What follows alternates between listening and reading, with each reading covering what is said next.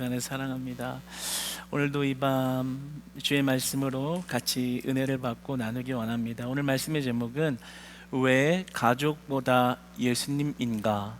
왜 가족보다 예수님인가? 라는 제목으로 주의 말씀 나누기를 원합니다. 저는 오늘 말씀을 통해서 우리가 예수님의 뜻과 그 마음을 바르게 알아 예수님의 그 은혜 안에 여러분의 가정이 축복을 받고 여러분의 자녀들이 축복을 받고 나아가 우리 교회 공동체가 축복을 받고 더 나아가서 우리 미래교회의 자녀들이 축복을 받는 그런 은혜의 시간이 되기를 주님 안에서 소망해 봅니다. 사실 오늘 본문 말씀을 우리가 대하면 이 말씀을 문자 그대로 보았을 때 우리에게 굉장히 큰 불편함을 전해줍니다. 오늘 예수님의 입술로 하시는 말씀이 부모와 자식, 형제와 자매를 미워하지 않으면 능히 나의 제자가 될 수 없다라고 말씀하십니다. 우리가 이것을 문자적으로만 봤을 때는 마치 예수님이 가정을 파괴하라는 말씀처럼 보여지고 또 들려집니다. 이 말씀의 진정한 의미는 무엇일까요? 예수님은 어떤 의도를 가지고 세상을 향해 우리들을 향해 이런 말씀을 하고 계신 걸까요? 여러분, 현대 사회에서 가족은 이제 더 이상 단순한 공동체가 아닙니다. 가족은 우리의 정체성이고 또 안식처이자 삶의 가장 중요한 가치가 되었습니다. 그래서 요즘에 이런 가족주의적인 흐름이 신앙에도 반영이 되는 것을 보게 됩니다. 그래서 교회도 가정 따라, 가족 따라 교회를 결정하고 움직이고 가족 따라서 섬기며 살아가는 모습들이 한국 교회 안에 정말 만연하게 흐르고 있습니다. 그러다 보니 많은 교회에서조차도 가정 사역이 중요한 주제로 다뤄지고 모든 것을 가정 중심화해서 다 맞추려고 합니다. 마치 행복한 가정을 이루는 것이 신앙의 가장 큰 목표인 것처럼 이야기하기도 합니다. 이런 가족 종교화 현상이라는 말이 나올 정도로 우리의 신앙이 가족 중심적, 가정을 향하고 있는 그런 신앙의 흐름이 교회 안에 있습니다. 그래서 가족의 관계만을 강화시키는 어떤 프로그램이나 신앙의 교육이나 그런 모습들을 앞다퉈 도입시키고 가르칩니다. 그런데 자세히 보면 그 신앙을 가족 안에서만 해결하려고 하는 그런 모습들이 굉장히 짙게 드러나는 것을 보게 됩니다. 예수님이 원하시는 것이 가정을 잘 세우는 것이라는 명목 아래 가정보다 중요한 게 없다라고 말하며 모든 것을 가정 중심으로 맞춰서 신앙생활을 하게끔 만들어 갑니다. 이러한 분위기는 오늘날의 가정을 인식하는 분위기가 딱 맞아떨어지기 때문에 그러한 것이 사람들을 금방 설득시킵니다. 이해가 되고 본인들이 원하는 것에 딱 안성맞춤인 신앙의 접점이 일어나는 것이죠. 굉장히 이상적인 모습이고 그러해야 한다. 그래서 그런 것에 설득되어지는 많은 사람들이 그러한 것을 온전히 주장하는 것에 많은 인파가 따르고 사람들이 모이기도 하죠. 그러다 보니 마치 가정보다도 예수님이 먼저입니다, 가정보다도 교회 중심이 먼저 돼야 됩니다 라는 말을 하는 사람들이나 교회를 바라보면서 약간 너무 광적인 믿음을 가졌거나 중요한 것을 소홀히 여기는 신앙의 부족함 또는 온전한 신학을 가지고 있지 않다라는 식으로 치부하고 바라보기도 합니다. 물론 성경은, 하나님의 말씀은 가정을 귀하게 여기도록 말씀하십니다. 창세기부터 그렇게 시작을 하죠. 창세기서 2장 24절을 보면 하나님은 우리를 한 몸 되는 가정을 이루게 하셨죠. 그리고 더 나아가서 출애굽기를 보면 10계명을 제정하시면서 네 부모를 공경하라. 하나님 절대로 가정을 소홀히 여기라고 말씀하시지 않습니다. 가정을 귀하게 여기라, 가정을 세워라 라고 말씀하십니다. 그런데 그러한 관점에서 오늘 말씀을 마주하면 조금 어색하게 느껴지는 것이죠. 가정을 소중히 생각해라, 가정이 두 사람이 만났지만 한 몸을 이뤄라 라고 말씀하시지만 오늘 예수님은 그 가정을 미워하지 않으면 너는 능히 내 제자가 되지 못하겠다라고 하시는 말씀은 가정을 세우라는 그 말씀하고는 상충되는 말씀이기 때문에 다소 우리들이 자연스럽게 받아들이기가 조금 어려운 지점처럼 보입니다. 그러면 우리는 이러한 예수님의 말씀, 하나님의 말씀을 어떻게 받아들여야 할까요? 저는 교회 안에서 가끔 종종 이런 질문을 받기도 합니다. 목사님, 제가 제 가정에 믿지 않는 가족 구성원들이 있는데 그 가정을 제가 세우기 위해서 제가 예배를 좀 빠져야겠습니다. 제가 제 가족의 신앙을 세우기 위해서 내 모든 것을, 직분을, 봉사의 자리를 다 내려놔야겠습니다. 그렇게 말하고 돌아선 사람치고 예배를 타협하고 주님이 주신 자리를 외면한 채 나아갔던 사람의 가정이 믿음이 세워진 경우는 아직까지는 보지 못했습니다. 오히려 같이 넘어지는 경우만 보았습니다. 이 질문의 밑바닥까지 아주 자세하게 들여다봐 살펴보면 그 밑바닥 안에는 하나님을 향한 순종보다는 가족이 우선시되는 미묘한 영적 갈등을 가지고 있는 것이죠. 그 갈등이 숨어 있는 것이죠. 저는 그러한 질문을 하는 분들에게 절대로 그 말에 동의해 주지 않습니다. 오히려 반대로 이야기를 합니다. 성도님, 가혹하다 할지라도 성도님이 예배를 굳건히 지켜야 그 믿지 않는 가족이 돌아올 것입니다. 절대로 예배를 타협하지 마세요.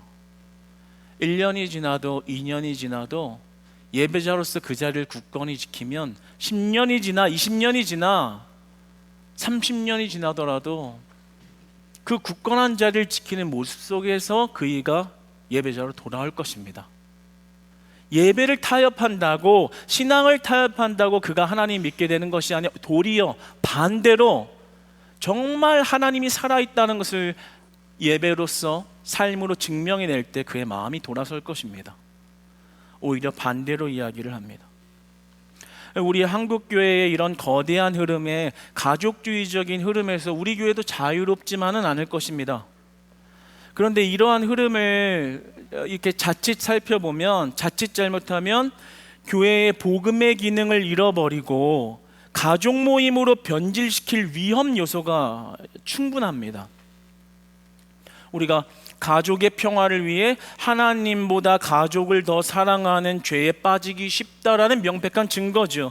예수님이 오늘 본문 말씀에 바로 이 지점을 지적하고 이 지점을 찌르신 겁니다. 수많은 무리가 열광하면서 예수님을 따라왔습니다. 그런데 그 많은 인파와 따르는 무리 속에서 예수님이 이렇게 말씀하시는 겁니다.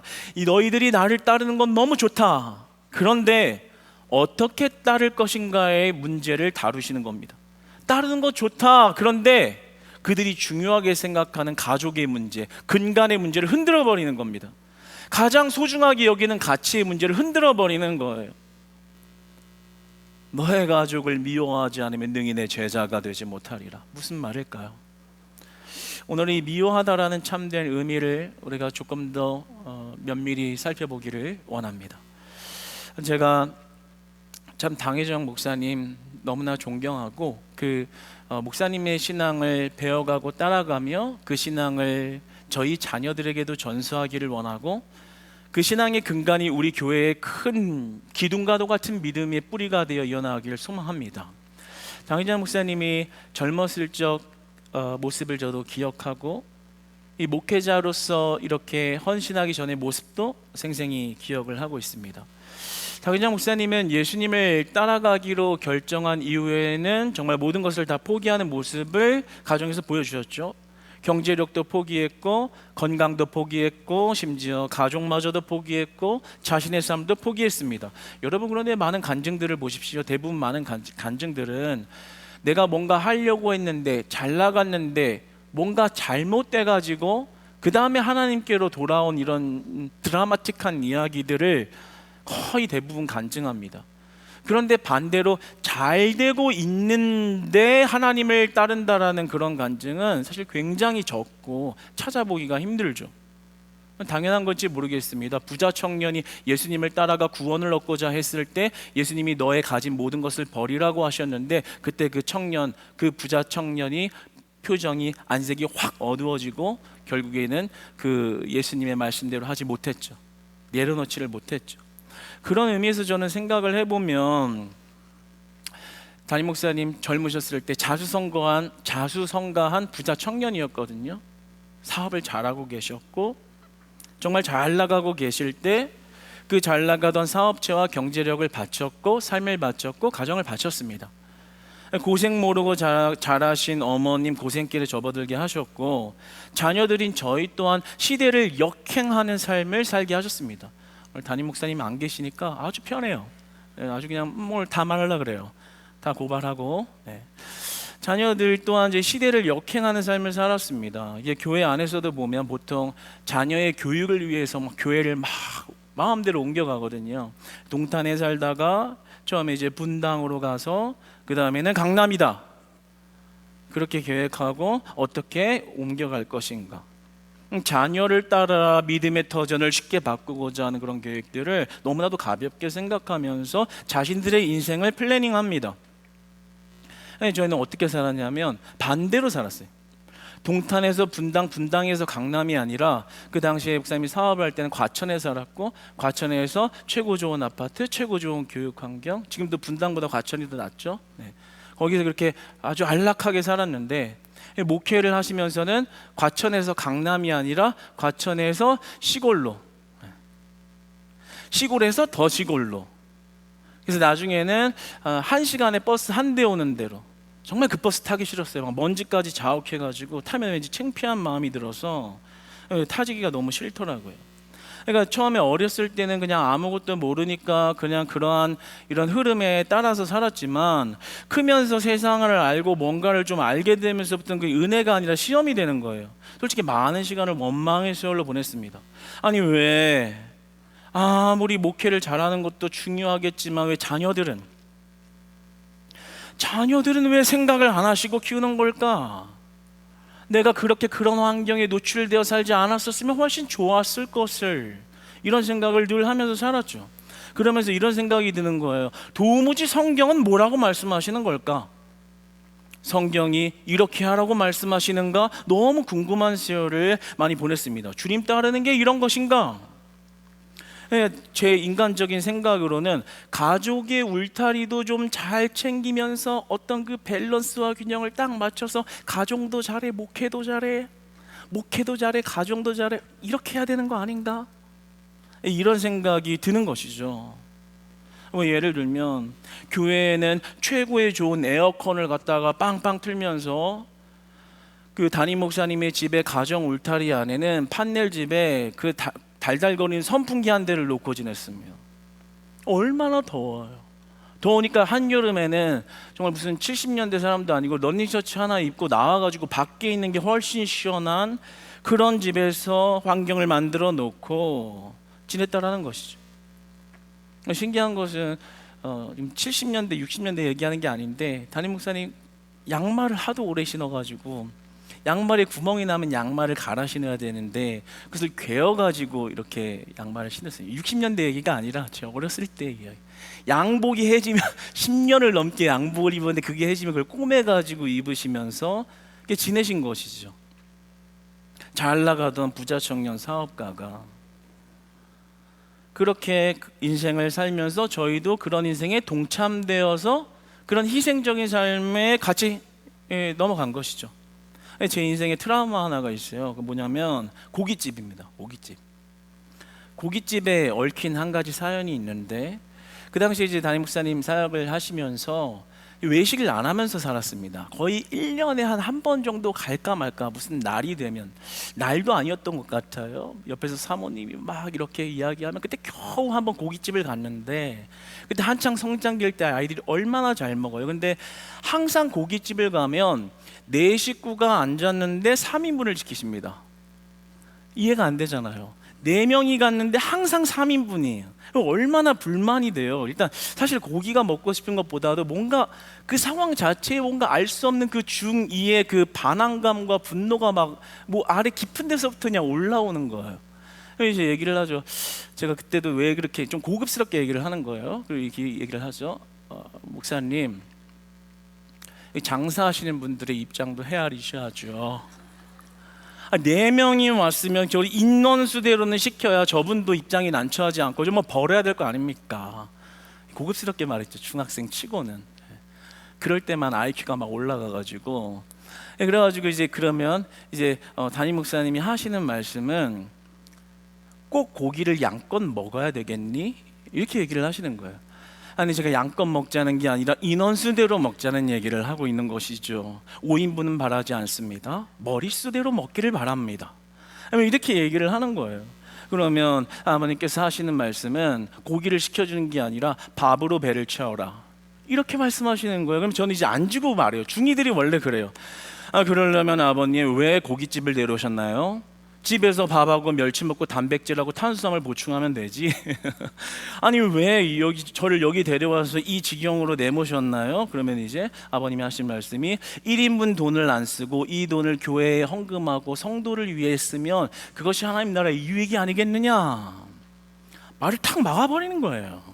그러면 이제 보란 듯이 이제 반항심이 막 올라오니까 밥을 시킵니다. 막 2공기 시키고 3공기 시켜서 막 먹어요. 그러면은 이제 너 왜 이렇게 밥을 많이 먹니? 이렇게 얘기를 하시는데 사실 밥을 많이 먹는 게 아니라 화났다 이거거든요. 나 이렇게 얘기하면 밥으로 배 채우고 있습니다. 뭐 이런 반항심의 표출인데 밥 적당히 먹어라. 이러는 그런 모습들이 있었어요. 그러니까 저도 지금도 희한하게 지금 우리 가족들끼리 고깃집을 가면 다 시켜줘요. 더 시키라고, 더 시키라고. 근데 머릿수를 넘어가면 이미 제 마음에서 불편함이 찾아와요. 불편한 거예요. 말은 시키라고 하는데 마음에서 뭔가 죄를 짓는 것 같은, 사치를 하는 것 같은. 그래서 그것은 제 탓이 아니라 대대로 내려오는 문제라는 것을 한번 짚으면서, 이런 상황만 보아도 그 모든 교회와 가정의 관계 속에서 어떤 관계 속에서 목회와 가정이 이루어졌는지를 충분히 알 수 있겠죠. 저는 그런 상황 가운데 이런 생각이 드는 거예요. 이게 정말 하나님의 뜻인가? 어린 마음에 분하고 속상함이 존재한 것이죠. 그 다음에 성경 말씀은 이런 가족과 신앙의 사이의 기준의 정도를 어떻게 말씀하고 계시는가? 오늘 말씀을 보면 성경 전체는 가정을 소중히 여기라, 그러나 가족을 미워하며 나를 따르라. 여기서 어떻게 해석해야 될까요? 오늘 본문 말씀에 보면 미워하다라는 말이 나옵니다. 이 미워하다라는 말은 헬라어로 미세오라는 말입니다. 미세오. 그런데 이 미세오라는 말의 속뜻은 증오나 혐오의 의미는 아닙니다. 이것은 당시 히브리 문화에서 사용되는 독특한 관용 어법입니다. 그러니까 이 미워하다라는 것은 우리가 일반적으로 알고 있는 누군가를 증오하다라는 의미가 아니라 그 속뜻으로는 상대적으로 좀 덜 사랑하다라는 의미를 가지고 있습니다. 우선순위를 좀 낮추다 라는 그런 관용어법으로서의 속뜻을 가지고 있습니다. 그래서 이 말씀을 구약으로 넘어가서 창세기서 29장 31절을 보면 야곱과 라헬과 레아의 관계를 놓고 봤을 때 그가 사랑받지 못함을 보았다라고 나오는데, 이 not love로 영어 성경에 기록되어져 있는 것이, 이것이 히브리어로 해석을 하면 미워하다라는 이 산에 사는 동사에서 파생된 것입니다.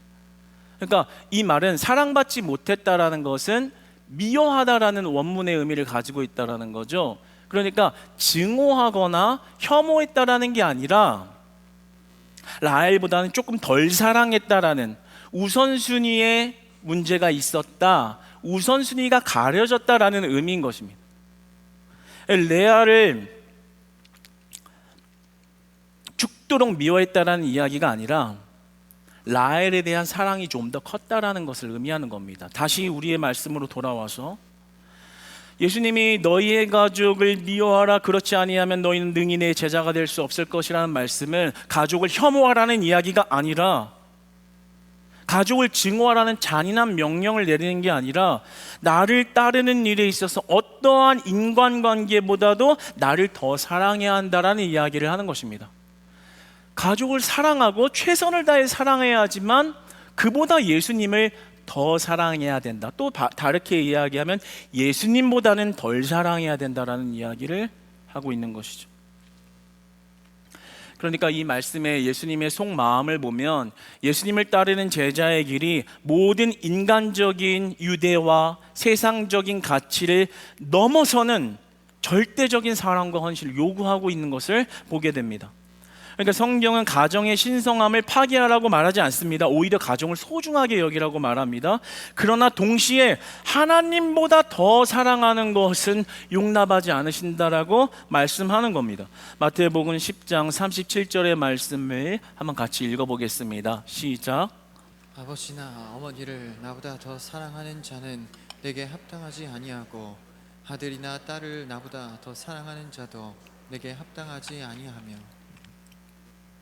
이 말씀 역시 가정을 파괴하라는 것이 아니라 가정의 진정한 사랑의 근원이 누구인가를 알려주는 겁니다. 하나님을 사랑하는 것이 먼저 되어야 하고 가정을 파괴하라는 것은 하나님 사랑보다는 덜 사랑해야 한다는 것을 이야기하는 것입니다.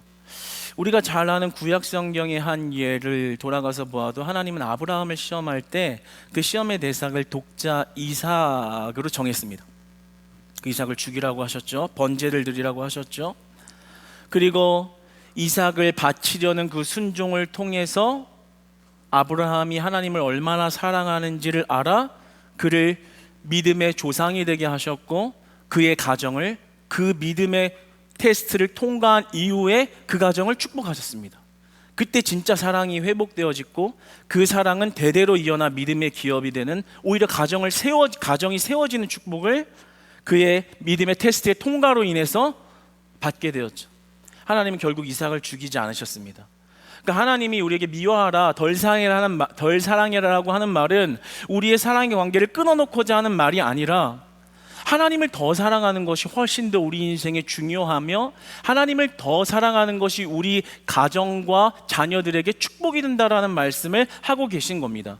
그러니까 다시 한번 정리하면 하나님은 우선순위를 두고 살아가라는 것을 이야기하는 겁니다. 하나님을 먼저 사랑할 줄 아는 자, 그 가정이 진짜 서로를 사랑하는 가정이 된다는 것이고 하나님을 정말로 사랑할 줄 알면 그 가정은 하나님이 책임지시겠다는 약속의 말씀을 주고 계시는 겁니다. 가정이 귀하고 소중하고 잘 세워야 하지만 하나님보다 앞서가는 사랑은 원치 않으신다라는 것이죠.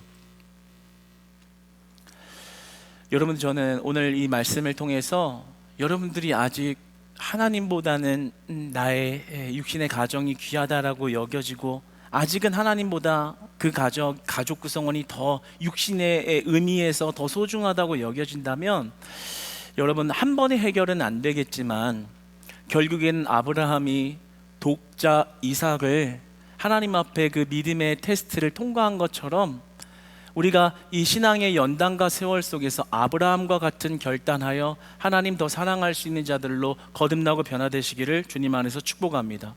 저는 오늘 말씀을 통해서 이것이 왜 우리에게 큰 복이 되고 하나님이 원하시는 것이 단순히 우리의 인간적인 사이를 갈라놓는 것이 아니라 인간적인 관계를 넘어 영혼적인 관계의 온전한 가정을 만들기 위한 축복이 담겨 있다는 것까지 나아가 보기를 원합니다. 결론적으로 예수님은 우리에게 가족을 버리라고 말씀하시는 것이 아닙니다. 예수님을 첫 번째 자리에 두고 살라고 이야기하는 겁니다. 가족보다도 예수님을 더 사랑할 때 우리가 비로소 진정한 가족의 의미와 축복을 누릴 수 있다라고 이야기하는 것이죠. 이것은 육적인 가족에서 영적인 가족으로 변화되는 것입니다. 우리 마가복음 10장 29절로 30절을 보면서 왜 그것이 우리의 인생의 현세와 내세의 축복이 되는지에 대해서 한번 살펴보겠습니다. 우리 29절 30절 같이 합독하여 한번 받겠습니다. 시작. 예수께서 이르시되 내가 진실로 너희에게 이르노니 나와 복음을 위하여 집이나 형제나 자매나 어머니나 아버지나 자식이나 전토를 벌인 자는 현세에 있어 집과 형제와 자매와 어머니와 자식과 전토를 100배나 받되 박해를 겸하여 받고 내세의 영생을 받지 못할 자가 없느니라. 아멘. 우리의 인간적인 관계를 끊어놓고자 시기하여 망하게 하고자 파괴하고자 함이 아닙니다. 현세와 내세의 축복을 주시기 위해서 주님을 더 사랑하라는 겁니다. 얼마나 큰 이야기입니까, 여러분? 그러니까 하나님을 먼저 사랑하는 것이, 하나님을 제일 사랑하는 것이 결국에는 하나님의 욕심에 있는 것이 아니라 우리를 현세와 내세의 축복된 자녀를 만들기 위한 장치라는 것이죠. 그런 의미에서 보았을 때 이런 말씀의 비밀과 기준이 풀려졌거든요. 저 같은 경우에는 그때서야 저는 비로소 이전에 목회 환경에 놓인 원망이 감사로 바뀌었고 불평이 은혜로 바뀌었습니다. 진심으로 말입니다. 왜냐하면 당회장 목사님이 진실로 말씀대로 살아주셔서 예수님 제대로 따라가 주셔서 내 말씀의 신앙의 토대가 만들어진 것이고 우리 교회의 신앙의 근간이 마련된 것이구나. 얼마나 감사합니까? 그저 사람들 설득하려고 가정이 최고입니다, 나가세요, 그냥 가족 중심적으로 하세요, 예배보다는, 모이는 것보다는 가족적으로 화목하면 됩니다. 얼마나 잘 설득이 됩니까? 바쁜 시대에 여러분 봉사 많이 할 필요 없습니다. 가족끼리 모여서 시간을 나누시고 거기서 좋은 이야기를 나누고 기도하시고 함께 하십시오. 벌써 마음이 괜찮아지죠? 성경이 그렇게 이야기합니까? 진실로 하나님을 먼저 더 사랑하는 자의 그 가정을 축복하신다라는 거예요. 여러분 이게 얼마나 큰 의미가 있냐면 인간적으로 사랑하잖아요. 그럼 내 이기심과 욕심으로 사랑하게 됩니다. 싸우게 됩니다. 시기하게 됩니다. 질투하게 됩니다. 그러나 영적인 관점의 관계로 그 가정이 넘어가요. 하나님을 사랑하는 관점, 남편들아 아내를 사랑하기를 여호와 하나님을 사랑하고 여호와 하나님을 죽게 하듯 그렇게 사랑하라. 그 근간을 그리스도에 두면 그 가정은 인간적인 사랑에서 넘어가 그 상대방을 용서할 수 있는 이해의 폭이 하나님으로부터 주어지는 것입니다. 용서의 폭이 그리스도로부터 나오는 능력으로 용서하게 되는 것입니다. 그 가정은 온전한 사랑을 이루게 됩니다. 그러니까 이 모든 말씀의 비밀의 근간은 그리스도를 사랑할 줄 알고 그리스도에 목맬 줄 아는 가정은 하나님이 그 가정을 영적으로 온전하게 하시고 화평케 하시고 그리고 그 가정을 세우시고 책임지신다라는 거죠. 이삭을 바치라고 하셨지만 이삭을 죽이지 않으셨고 이삭을 통해서 믿음의 기업이 자녀 대대로 이어진 것이죠. 여러분 이 놀라운 말씀의 비밀과 이 말씀의 기준이 여러분 가정의 신앙의 근간이 되는 말씀이 되기를 저는 주님 안에서 축복합니다. 여러분 이 말씀 믿으십시오. 진실로 너희에게, 진실로 강조하셨죠. 나와 복음을 위하여, 그리스도를 위하여 집도 버리고 형제도 버리고 자매도 버리고 전토를 벌인 자는 현세에서 그 전토를 100배나 받되 박해를 겸하여 받고 내세의 영생을 받지 못할 자가 없느니라. 저는 이 말씀 한번 생각해 보면서 묵상을 한번 해봤습니다.